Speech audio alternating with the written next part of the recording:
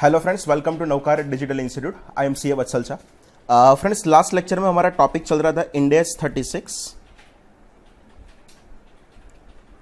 And the name of end AS 36 is impairment of asset.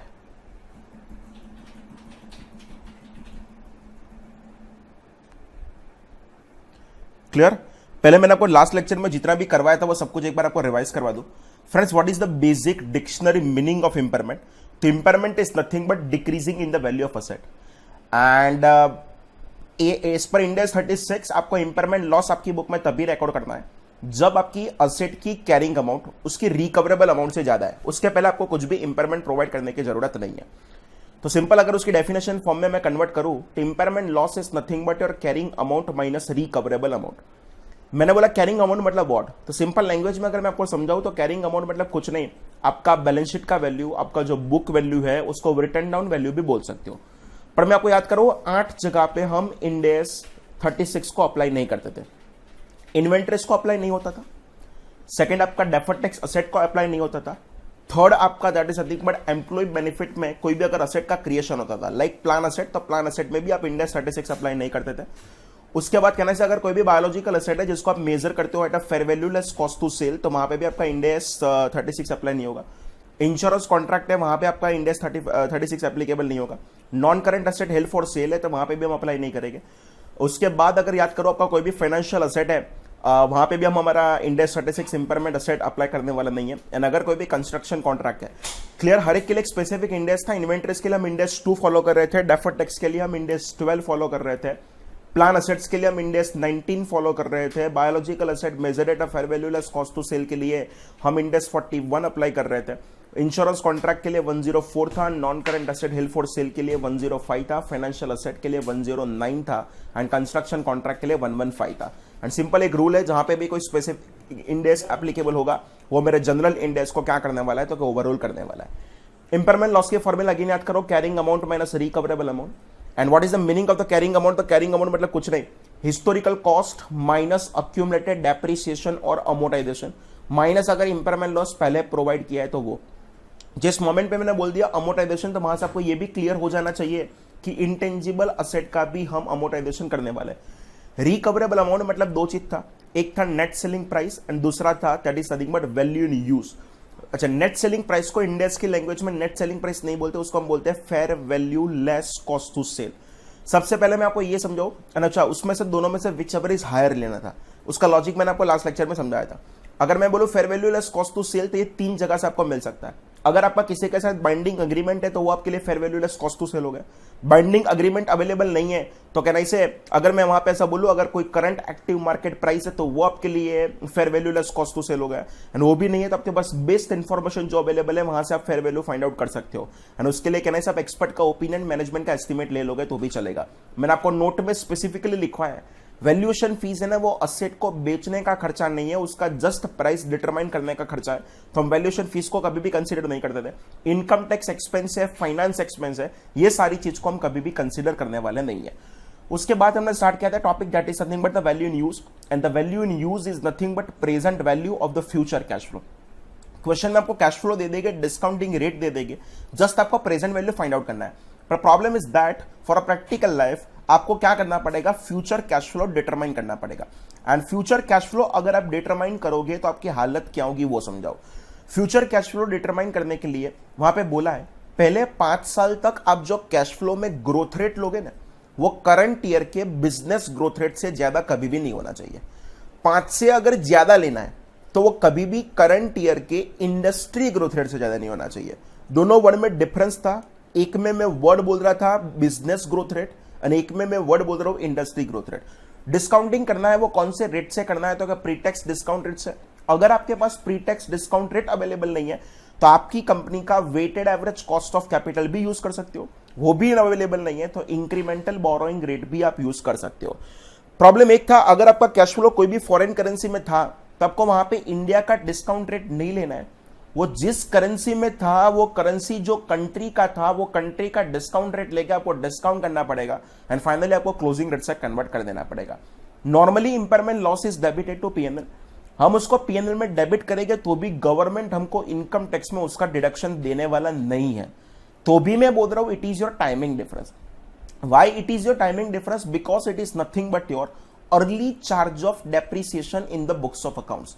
जिस moment पे मैंने बोला it is early charge of depreciation in the books of accounts, पर income tax मुझे उसका early deduction देने वाला नहीं है. तो इनकम टैक्स में मुझे सेम चीज का डिडक्शन फ्यूचर में इंपेयरमेंट के नाम से नहीं मिलेगा, पर सेम चीज का डिडक्शन मुझे फ्यूचर में डेप्रिसिएशन के नाम से तो मिलने ही वाला है. तो it is my temporary difference and it is my temporary difference. तो वहां पे कहने से हमारा डेफर्ड टैक्स असेट का कैलकुलेशन होगा. जस्ट मैंने आपको लास्ट लेक्चर में एक ओवरव्यू दिया था difference between AS22 and Ind AS 12. AS22 is following the P&L approach but Ind AS 12 is following the balance sheet approach. पहले मैं एक छोटा सा कंसेप्ट सिखा दूं एंड उसके बाद हम क्या करते हैं, तो उसके बाद हम आज मैक्सिमम सम करने वाले हैं. क्लियर? कंसेप्ट समझ नहीं, आपको लिखने की जरूरत नहीं है. मेरे पास एक 100 रुपए की असेट थी, मैंने उस पर SLM मेथड सिलेक्ट किया था.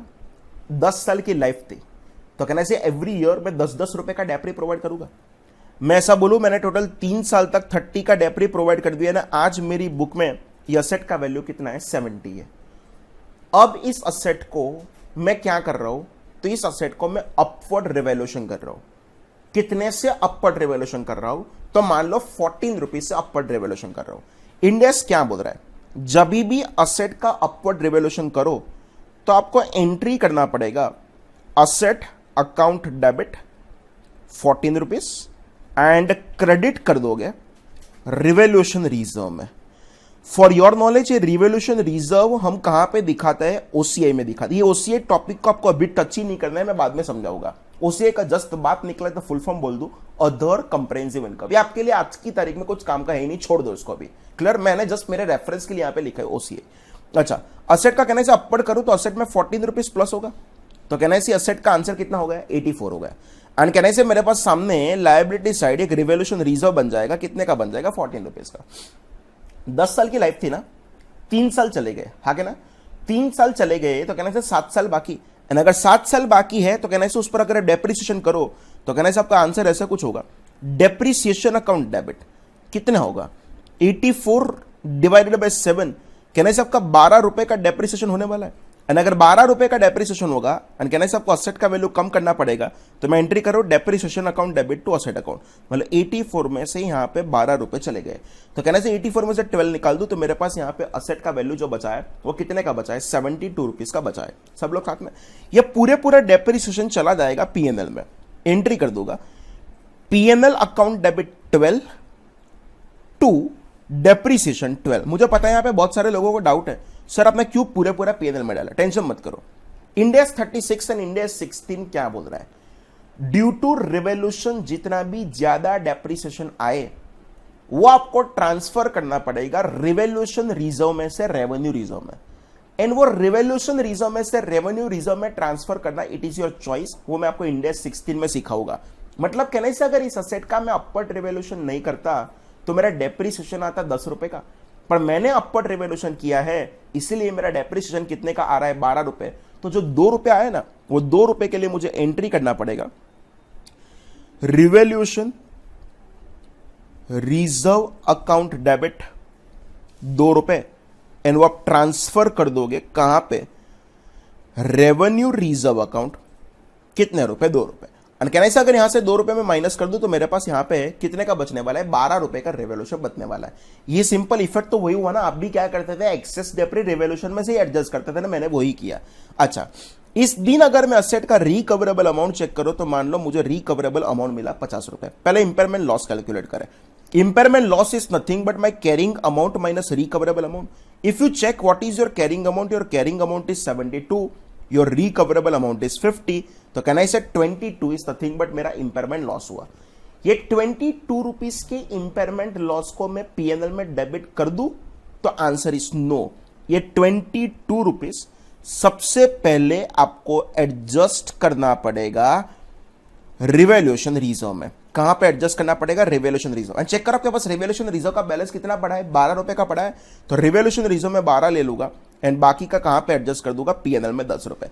इंपेयरमेंट की कोई मुझे एंट्री पूछे तो फर्स्ट एंट्री ऐसी होगी, इंपेयरमेंट अकाउंट डेबिट. कितने रुपए का इंपेयरमेंट था? 22 टू असेट अकाउंट, मतलब कहने से मेरा असेट अकाउंट 22 रुपए से कम होगा।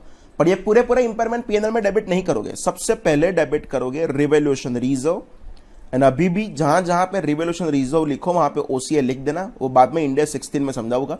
Revaluation reserve debit 12, PNL debit 10, to impairment, वो इंपेयरमेंट कितना होगा 22 रुपीज का। बस मुझे आपको वो समझाना है।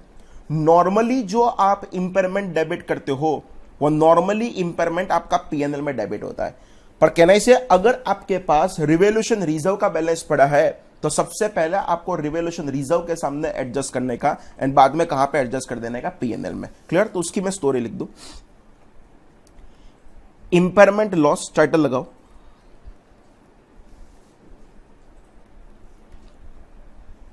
For revalued asset,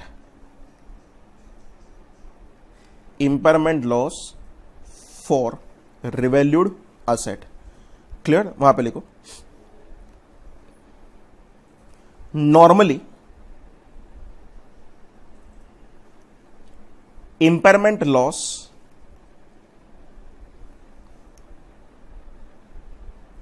is debited to P&L, but if we have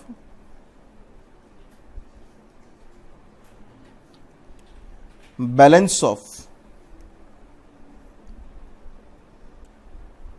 revaluation reserve,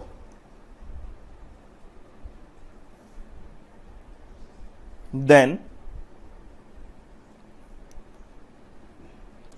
impairment loss is first adjusted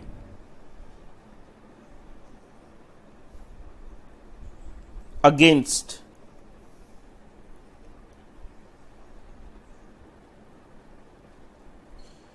revaluation reserve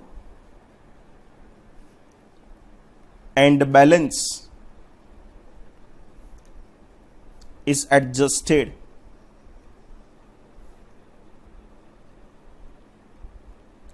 against PNL. Clear? पहले आपको एडजस्ट करना पड़ेगा रिवैल्यूएशन में से, रिमेनिंग जो भी बचे वो कहां से एडजस्ट कर दोगे, पीएनएल में से। एंड अगर उसके लिए हम जर्नल एंट्रीज लिखे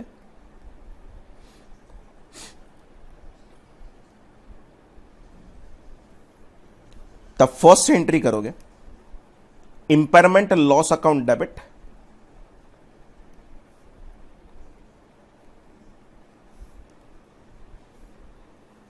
टू असेट अकाउंट। क्यों असेट लिख रहा हूं? Because it may be possible वो आपका प्रॉपर्टी प्लांट एंड इक्विपमेंट भी हो सकता है और इट मे बी पॉसिबल आपके लिए इंटेंजिबल असेट भी हो सकता है। एंड सेकंड एंट्री करोगे that is nothing but revaluation reserve account debit,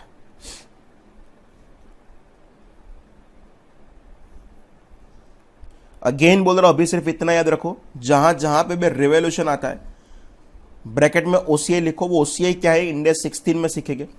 revaluation reserve account debit, balance अगर कुछ बचता है तो पीएनएल अकाउंट डेबिट एंड आप क्रेडिट कर दोगे to impairment loss account. Clear friends? अब इसके सम करते हैं। फ्रेंड्स अगर हम फर्स्ट अगर क्वेश्चन स्टार्ट करें, हमारा क्वेश्चन नंबर 1 एंड 2 हो गया था। क्लियर? नेक्स्ट अगर हम क्वेश्चन चेक करें तो चेक करो क्वेश्चन नंबर 7। मैं सबसे पहले क्वेश्चन नंबर 7 को पढ़ रहा हूं। X limited was having a net assets on 31st March 2008 of ₹200 lakhs, having remaining useful life of 5 years and being depreciated at a straight line basis, was revalued at ₹225 lakhs. Revalued profit credited to revaluation reserve. On 31st March 2010, company tested the asset for impairment and calculated the recoverable amount of ₹115 lakhs. Excess depreciation on account of revaluation being is met out of the revaluation surplus required. A. Calculate impairment loss to be recognized for the year ended 31st March 2010. B. What amount should be set off against revaluation reserve and how much against profit and loss statement? Friends बहुत simple question है, हम चालू कर रहे हैं। That is nothing but question number 7 है, title लगा दो। एंड आप क्या करो, एक बैलेंस शीट छोटी सी ड्रॉ करो।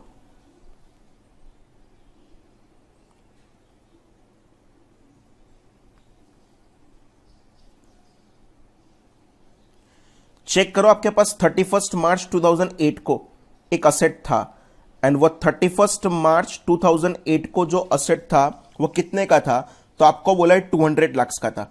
क्लियर। एंड उसके रिमेनिंग यूजफुल लाइफ कितना बाकी है, 5 साल। ये सब कुछ मैं लिख रहा हूं, यहां पे मेरा जो भी अमाउंट है ना, वो अमाउंट किस में है, तो अमाउंट इन लैक्स में। क्लियर। ये 200 का था, तो सिंपल अगर मैं पहले तो 2 साल तक का अक्यूमुलेटेड डेप्रिसिएशन अगर मैं कैलकुलेट करूं तो कैसे होगा, 200 का सेट, 5 साल की लाइफ, तो कहना चाहिए पर एनम 40 का होगा।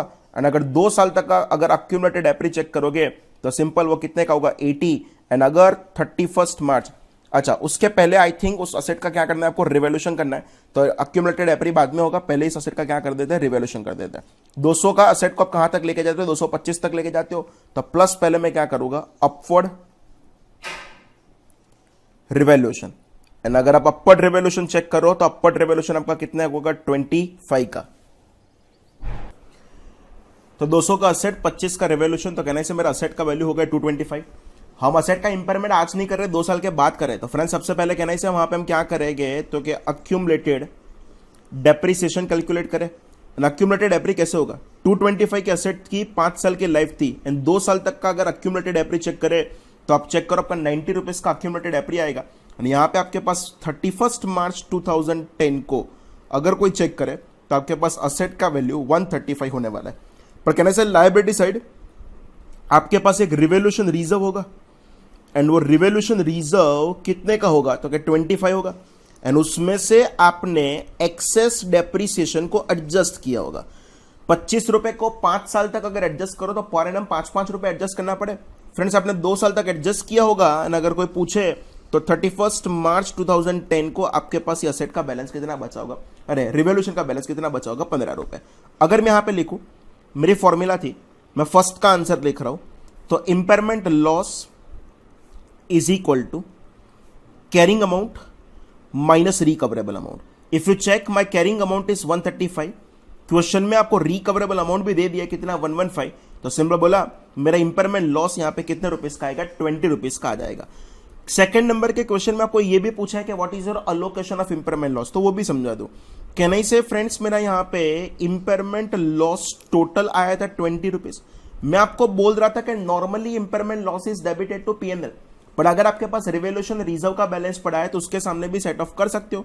तो कहने से मेरे पास तो रिवोल्यूशन रिजर्व पड़ा है, तो यहां पे मैं लिख रहा हूं revolution reserve, and revolution reserve का बैलेंस मेरे पास कितने का पड़ा है, तो कहने से रिवोल्यूशन रिजर्व का बैलेंस मेरे पास पड़ा है 15 का, एंड बाकी का मैं लेके आऊंगा कहां से, पीएनएल में से, कितने रुपए, 5 रुपए। मैं आपको प्रूव करूं कि रिवोल्यूशन एक टाइम पास है। अगर आप रिवोल्यूशन नहीं करते तो कहने से आपकी असेट 200 का होता, 200 की असेट पर कहने से 5 साल तक अगर डेप्रिसिएशन प्रोवाइड करते थे, एवरी ईयर आपका 40 रुपीज का डेप्री आता। तो कहने से आपका 2 साल तक डेप्री 80 रुपीज का था। 200 में से 80 अगर माइनस करो तो कहने से आपके पास असेट का बैलेंस बचता 120, एंड 120 के सामने अगर रिकवरेबल अमाउंट कंपेयर करोगे तो वो 115 था, एंड वहां पे इंपेयरमेंट आता 5 का, एंड वो 5 आप डेबिट कहां पे कर देते, पीएनएल में। अगर मैं इसकी आपको जर्नल एंट्रीज भी लिख के समझाऊं, पूछा नहीं है बट हम कर रहे हैं जर्नल एंट्रीज। तो फर्स्ट एंट्री हम करेंगे, that is nothing but impairment loss account debit,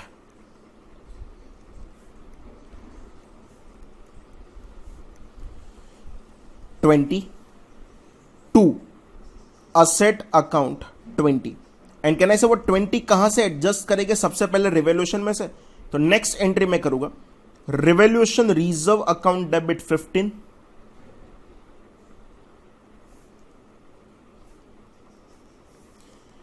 PNL account debit 5, to impairment loss account, and वो इंपेयरमेंट लॉस अकाउंट मुझे यहां पे क्रेडिट करना पड़ेगा, एंड वो कितना से क्रेडिट कर दूंगा, 20 से। फाइनली मेरा एक क्वेश्चन खत्म हो रहा है। क्लियर फ्रेंड्स, अब नेक्स्ट क्वेश्चन चेक करें, that is nothing but question number,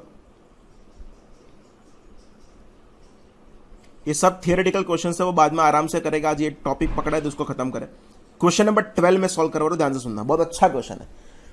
from the following details of an asset, first find out the impairment loss, second treatment of the impairment loss, and third current year of depreciation. Cost of asset is 56 lakh, useful life is 10 years, salvage value nil, current carrying value rupees 27.3 lakhs, useful life remaining 3 years, recoverable amount 12 lakh, upward revolution done in the last year 14 lakh। बहुत simple question है, पर बहुत लोग यहां पे time pass बहुत कर देते हैं। लाइक समझाओ मैं क्या करवा रहा हूं। क्वेश्चन नंबर 12 स्टार्ट कर रहा हूं मैं। जस्ट फॉर योर नॉलेज एक बैलेंस शीट को यहां पे ड्रॉ कर रहा हूं, ध्यान से सुनना। 56 लाख रुपीस में एक असेट को लिया था जिसकी लाइफ बाकी है 10 साल, जिसकी टोटल लाइफ है 10 साल, रिमेनिंग यूजफुल लाइफ बाकी है 3 साल। मतलब मैं ऐसा बोलूं कि आज मैं 7th ईयर के एंड पे खड़ा हूं। Upward revolution done in the last year बोला है, मतलब कहने से मैंने रेवोल्यूशन किया होगा 6th ईयर के एंड में, मतलब 6 साल तक तो कोई प्रॉब्लम था ही नहीं। अगेन मैं यहां पे स्पेसिफिकली लिख दूं, यहां पे मेरा जो भी अमाउंट होगा वो अमाउंट रुपीज इन लैक्स में होगा। ध्यान से समझना आप क्या मिस्टेक करके आते हो। अगर मैं इस असेट का कॉस्ट चेक करूं तो इस असेट का कॉस्ट था 56, 6 साल तक तो कुछ प्रॉब्लम था ही नहीं। तो एक काम करते हम 6 साल तक का अक्यूमुलेटेड अगर मैं डेप्रिसिएशन आपको कैलकुलेट कर लूं तो कैसे होगा समझाओ। 56 की असेट थी, 10 साल की लाइफ थी, एंड अगर आप फ्रेंड्स 6 साल का डेप्रिसिएशन प्रोवाइड करो, कैलसी चलाओ।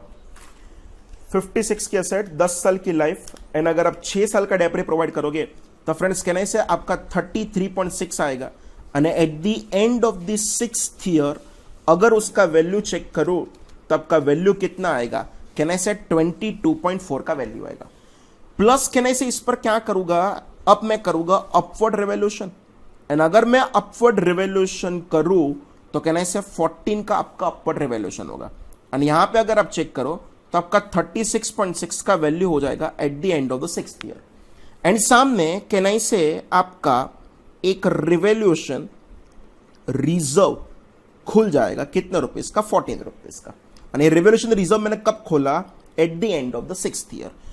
36.6 में अगर आप चेक करो तो आप impairment eight the end of the 6th year नहीं कर रहे हो, आप जो इंपेयरमेंट कर रहे हो वो eight the end of the 7th year कर रहे हो।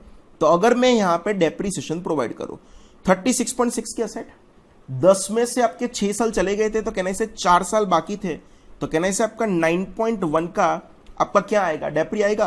तो eight the end of the 7th year अगर मैं चेक करूं तो आपका असेट का बैलेंस 27.3 आएगा। यहां तक जो भी करता है उसका पेपर कभी खत्म नहीं होता है। सर क्यों? क्योंकि ये 27.3 है ना, वो तो ऑलरेडी आपको क्वेश्चन में दे दिया था। क्या टाइम पास कर रहे हो आप लोग? हाँ, सिंपल आंसर यहां से स्टार्ट करना है कि impairment loss is equal to carrying amount minus recoverable amount. If you check your carrying amount is 27.3 lakhs, your recoverable amount is 12 lakh, तो सिंपल बोलो मेरा आंसर यहां पे कितना होगा, 15.3 lakhs। अब इसमें टोटल 2 आंसर पॉसिबल है। Clear? Option 1, if we assume company is not adjusting excess depreciation against revaluation reserve। अगर मैं अज्यूम करूं कि कंपनी एक्सेस डेप्रिसिएशन अगर रिवोल्यूशन रिजर्व के सामने एडजस्ट नहीं कर रही है तो आपका आंसर कैसे होगा। ये जो इंपेयरमेंट लॉस है वो इंपेयरमेंट लॉस आपका कितने का था, 15.3 का था। वो 15.3 सबसे पहले मैं एडजस्ट कर दूंगा रिवोल्यूशन रिजर्व के सामने। एंड फ्रेंड्स अगर आप चेक करोगे तो कहना से आपका रिवोल्यूशन रिजर्व जो था वो 14 का था, एंड बाकी का लेके आना पड़ेगा पीएनएल में से, एंड पीएनएल में से कितना लेके आओगे, 1.3। पर कहना से ये एडजस्ट करना कि नहीं करना वो तो आपके पास एक ऑप्शन है। तो अगर मैं ऑप्शन 2 ऐसा भी बोल सकता हूं ना कि if we assume company is adjusting excess depreciation against revaluation reserve. Clear? अगर मैं ऐसा अज्यूम करूं कि कंपनी अगर एडजस्ट कर रहा है तो आपकी हालत क्या होगी वो भी समझो। देखो यहां पे तो आपकी हालत क्या होगी?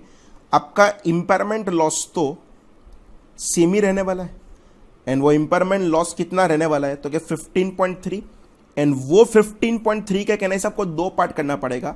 सबसे पहले लेके आओगे रिवैल्यूएशन रिजर्व में से, पर फ्रेंड्स आपके पास रिवैल्यूएशन रिजर्व का बैलेंस 14 नहीं होगा, या 14 का जो बैलेंस था ना वो तो 6th ईयर के एंड का था, एंड कहने से आप जो इंपेयरमेंट कर रहे हो वो 7th ईयर के एंड में कर रहे हो, तो ये 14 के बैलेंस को आप 4 साल तक एडजस्ट करोगे, और अगर ये कैलकुलेट करोगे तो आपका आंसर वहां पे आएगा 10.5, एंड आप जो पीएनएल में लेके आओगे वो कौन सा लेके आओगे? 4.8। क्लियर? अच्छा, सिंपल अगर चेक करो आंसर में कोई बड़ा डिफरेंस होने वाला नहीं है, जस्ट आपका आंसर वहां पे ही चेंज होगा कि आप एक्सेस डेप्रिसिएशन को रिवॉल्यूशन के सामने एडजस्ट कर रहे हो कि नहीं कर रहे हो। डन? अच्छा, एक काम करें, हम पहले से टिक लगा दे कि हमारे कितने क्वेश्चंस नंबर खत्म है। चेक करो, तो हमारा सबसे पहले क्वेश्चन 1 खत्म हो गया है, तो मैं इसको टिक लगा देता हूं कि भाई मेरा क्वेश्चन 1 खत्म है। दूसरा कहने से फ्रेंड्स हमारा क्वेश्चन 2 भी खत्म है, तो क्वेश्चन 2 को भी हम टिक लगा दें कि क्वेश्चन 2 भी हमारा खत्म है। क्लियर? क्वेश्चन 1 2 के बाद हमने डायरेक्टली फ्रेंड्स कौन सा किया था? तो हमने डायरेक्टली किया था क्वेश्चन नंबर 7, तो क्वेश्चन नंबर 7 को भी मैंने टिक लगा दिया। एंड 7 के बाद फ्रेंड्स हमने डायरेक्टली कौन सा किया है? तो 7 के बाद हमने जो क्वेश्चन किया था वो क्वेश्चन नंबर 12 किया था। क्लियर? तो यहां पे मैं लिख रहा हूं question number, just a minute, question number 12 भी हमारा खत्म है। सब लोग मेरे साथ हो तो मैं आगे जाने की हिम्मत करूं। फ्रेंड्स अब एक नेक्स्ट क्वेश्चन स्टार्ट करते हैं। The most important question is question number 13। मैं एक बार टिक लगा दूं कि क्वेश्चन 13 हमारा हो जाएगा अभी। A plant was acquired 15 years ago at a cost of rupees 5 crore. Its accumulated depreciation as on 31st March 2011 was rupees 4.15 crore. Depreciation estimated for the financial year 2011-12 is rupees 25 lakhs. Estimated net selling price as on 31st March 2011 was 30 lakh, which is expected to be declined by 20% at the end of the next financial year.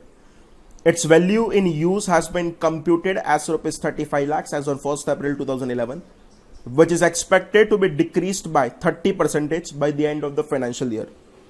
Assuming that, first, other conditions for applicability of the impairment accounting standards are satisfied, what should be the carrying amount of the plant as at 31st March 2012? Second, how much will be the amount of written off for the financial year ended 31st March 2012?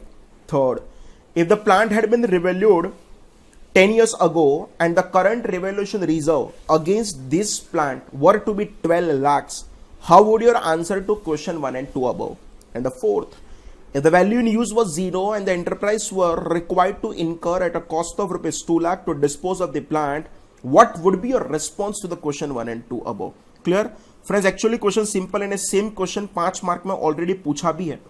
Clear? मैं title लगा रहा हूं, हम जो कर रहे हैं वो क्वेश्चन नंबर 13 कर रहे हैं, एंड क्वेश्चन नंबर 13 में भी हम सबसे पहले फर्स्ट नंबर का क्वेश्चन कर रहे हैं।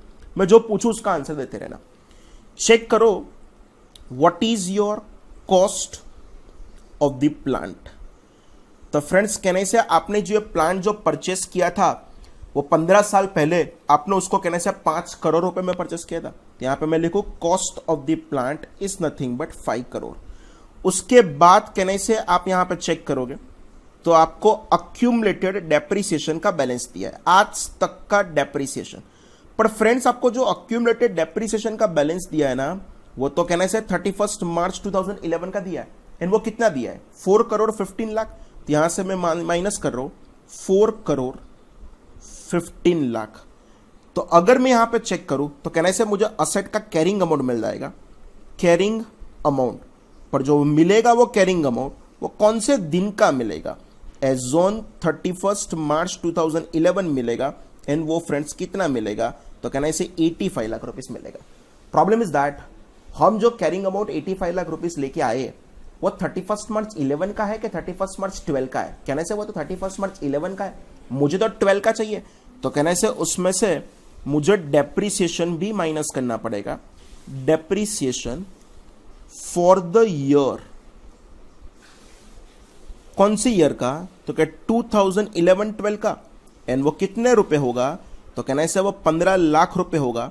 तो अगर कोई यहां पे चेक करे तो सिंपल आपको फाइनल आंसर मिल गया that is nothing but carrying amount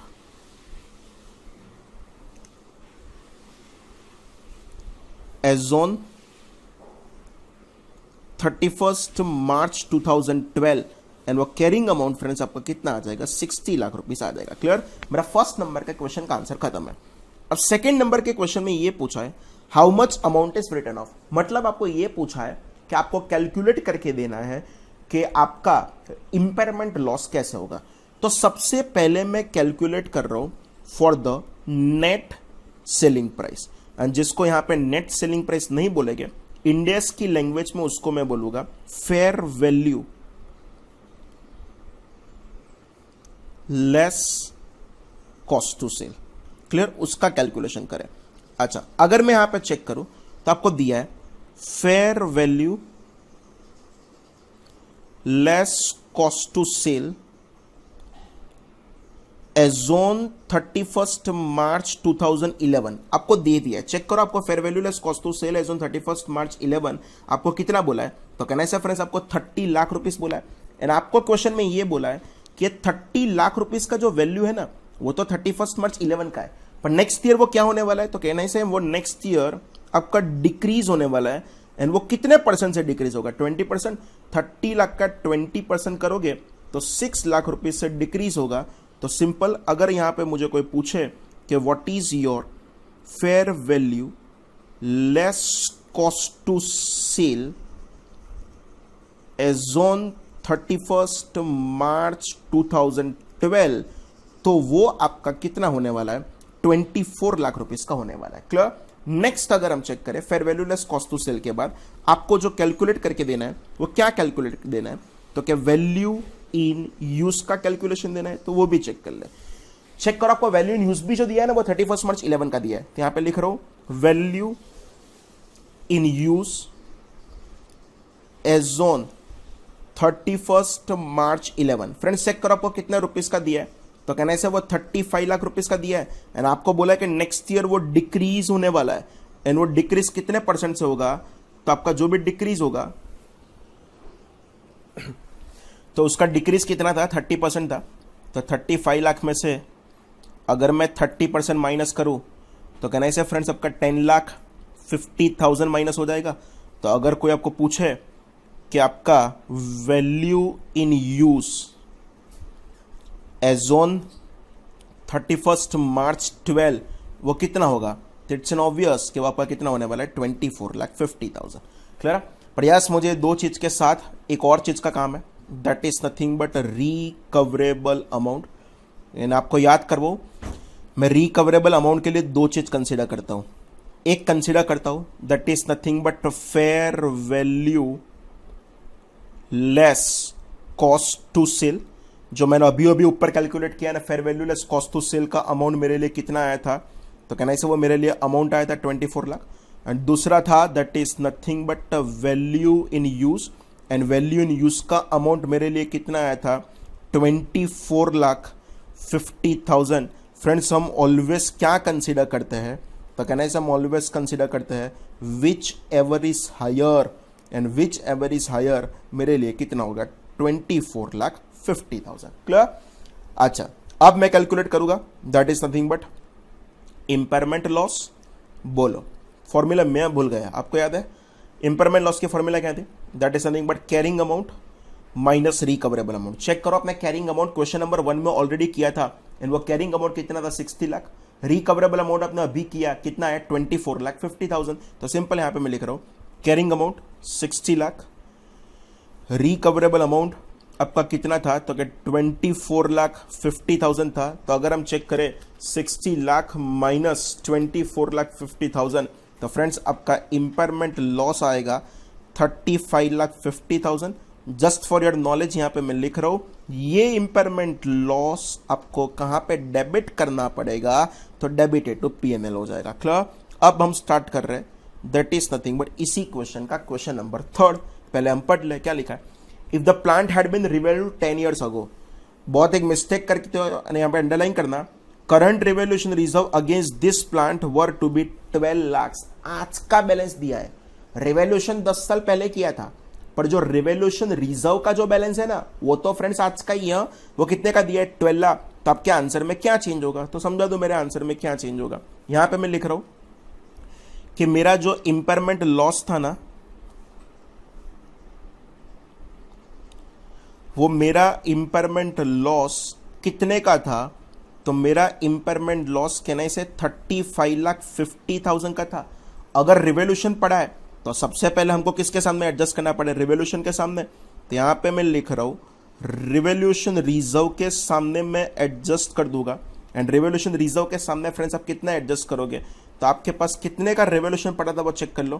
तो आपके पास 12 लाख का रिवोल्यूशन पड़ा था, तो 12 लाख रिवोल्यूशन के सामने एडजस्ट हो जाएगा। एंड बाकी का जो भी है वो पीएनएल में एडजस्ट हो जाएगा। कितने रुपीस? 23,50,000 रुपीज। अगर कोई आपको इसके एंट्री पूछे तो फर्स्ट एंट्री आपको करना पड़ेगा इंपेयरमेंट लॉस अकाउंट डेबिट। कितना करोगे? 35,50,000। एंड आप जो क्रेडिट कर दोगे वो क्रेडिट क्या कर दोगे? Asset account. तो टू असेट अकाउंट, एंड वो क्रेडिट में यहां पे मैंने कर दिया 35,50,000। वो 35,50 सबसे पहले एडजस्ट कहां से करना पड़ेगा? रिवोल्यूशन में से। तो आप एंट्री करोगे रिवोल्यूशन रिजर्व ब्रैकेट में ओसीआई डेबिट। कितना कर दोगे? 12 लाख रुपए। नेक्स्ट डेबिट कर रहा हो that is nothing but PNL, and PNL account debit कर दोगे कितने रुपीस? तो 23,50,000। एंड फाइनली आपका यहां पे इंपेयरमेंट लॉस का अकाउंट यहां पे क्लोज हो जाएगा। टू इंपेयरमेंट लॉस अकाउंट कितना हो जाएगा? Simple 35,50,000 rupees. एंड मेरा यहां पे क्वेश्चन नंबर 3 भी डन है। मजा जो इस क्वेश्चन की है ना, वो क्वेश्चन नंबर 4 में है। क्वेश्चन नंबर 4 में फ्रेंड्स अगर आपको पता चले तो आपका रिकवरेबल अमाउंट का आंसर चेंज होगा। अगेन मैं आपको याद करो, रिकवरेबल अमाउंट में मैं 2 चीज कंसीडर करता हूं। एक कंसीडर करता हूं फेयर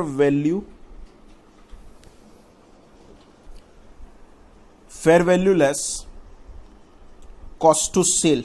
वो आपका चेंज होगा। क्या होगा आप समझो। असेट को बेचोगे ना तो कुछ मिलने वाला नहीं है, पर उसको डिस्पोज करने के लिए आपका 2 रुपए का खर्चा होने वाला है। तो इन दिस सिचुएशन आपका fair value less cost to sell -2 होगा। एंड उसका वैल्यू इन यूज क्वेश्चन में ही बोल दिया है कि वैल्यू इन यूज कितना होगा? 0 होगा। एंड अगर मैं यहां पे whichever is higher follow करूं तो -2 और 0, तो विच एवर इज हायर मेरा कितना होगा? 0। तो अगर यहां पे मैं चेक करूं कि what is my impairment loss, तो impairment loss is equal to carrying amount minus recoverable amount. Carrying amount हमने कैलकुलेट ऊपर किया था 60 लाख, रिकवरेबल अमाउंट 0। तो सिंपल फ्रेंड्स आपका पूरा इंपेयरमेंट लॉस 60 लाख का हो जाएगा। पर यस, ये 2 रुपए जो है ना, ये 2 रुपए का फ्रेंड्स आपको क्या बनाना पड़ेगा? प्रोविजन बनाना पड़ेगा। एंड अंडर इंड एस आप अकाउंटिंग स्टैंडर्ड देखो तो आपके लिए प्रोविजन के लिए एक स्पेसिफिक अकाउंटिंग स्टैंडर्ड हुआ करता था जिसका नाम था AS 29, पर अंडर इंड एस उसका नाम है इंड AS 37। क्लियर? तो यहां पे मैं लिख रहा हूं according to Ind AS 37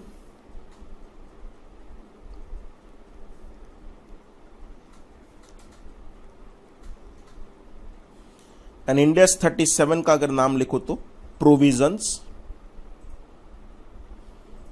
contingent liabilities,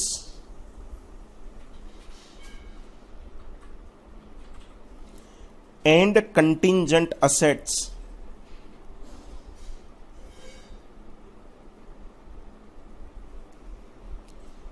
company should make a provision of rupees 2 lakh for disposal cost। Company को 2 लाख रुपए का क्या बना देना पड़ेगा? प्रोविजन बना देना पड़ेगा।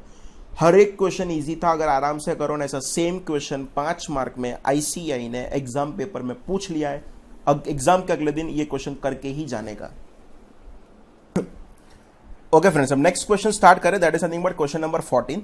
मैं एक बार इसको भी अंडरलाइन करूं कि हमारा 14 हो गया है।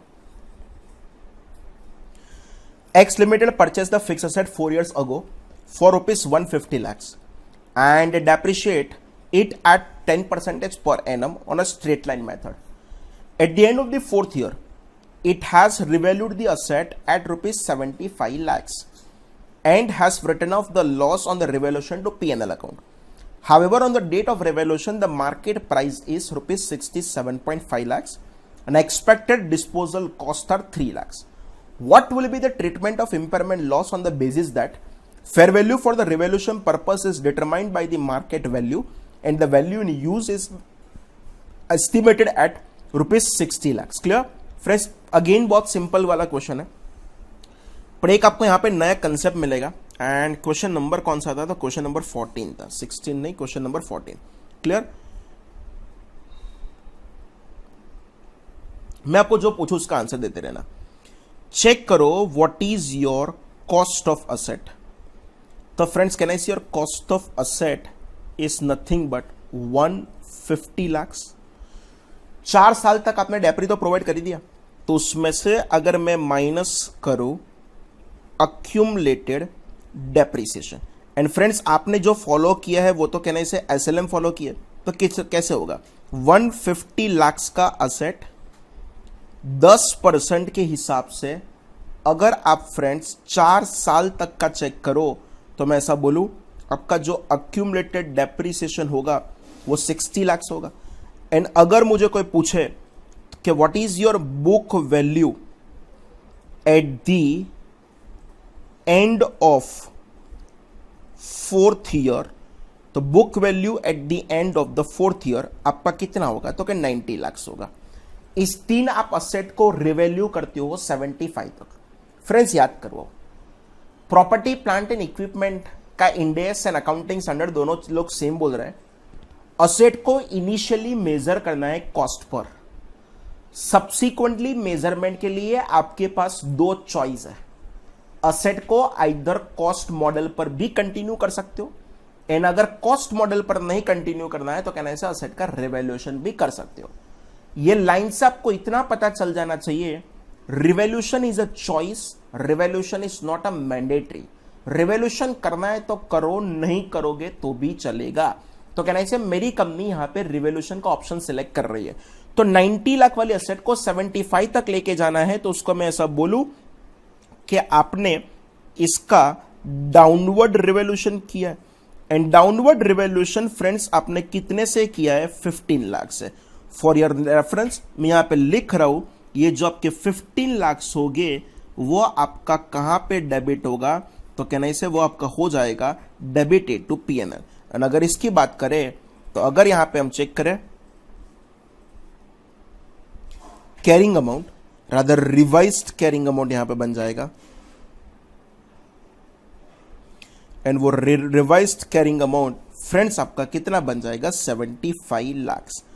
पर इस दिन आपने क्या किया? तो रिकवरेबल अमाउंट का भी कैलकुलेशन करोगे. तो अगर मैं यहां पे चेक करूं रिकवरेबल अमाउंट, एंड फ्रेंड्स अगर रिकवरेबल अमाउंट के लिए मैं यहां पे 2 चीज कंसीडर करूंगा. एक करूंगा fair value less cost to sell. Check करो इस असेट को मार्केट में बेचोगे तो आपको कितने रुपए मिलने वाला है? इस असेट को मार्केट में बेचोगे तो 67.5 लाख रुपए मिलेगा. तो यहां पे मैं लिख रहा हूं 67.5 lakhs, एंड उसमें से कॉस्ट टू सेल के कहने से फ्रेंड्स आप 3 लाख रुपए इसको माइनस करोगे तो आपके लिए fair value less cost to sell आपके लिए कितना हो जाएगा? 64.5 lakhs. क्लियर? नेक्स्ट अगर चेक करो तो कहना से आपको क्वेश्चन में वैल्यू इन यूज भी दे दिया है, एंड वैल्यू इन यूज कितना दिया है? 60 lakhs दिया है. एंड अगर उसमें से हम सिलेक्ट करें whichever is higher, and whichever is higher अगर मैं चेक करूं तो कहने से वो कितना हो जाएगा? 64.5 lakhs. क्लियर? अच्छा, पर कहने से मेरी बुक में असेट का कैरिंग अमाउंट तो जस्ट 75 का था, तो मुझे इसके लिए इंपेयरमेंट लॉस रिकॉर्ड करना पड़ेगा. एंड अगर मैं इंपेयरमेंट लॉस रिकॉर्ड करूं तो कैसे होगा?